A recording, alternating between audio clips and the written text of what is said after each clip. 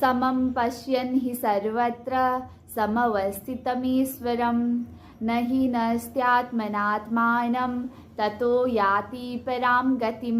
भगवान श्रीकृष्ण अर्जुनलाई भन्दै हुनुहुन्छ, जो व्यक्ति सबै ठाउँमा समान रूपमा स्थित परमात्मालाई देख्दछ त्यो व्यक्तिले आफ्नो आत्मालाई आफैले कहिले हानि गर्दैन र यसरी ऊ परम गति मोक्षमा पुग्दछ।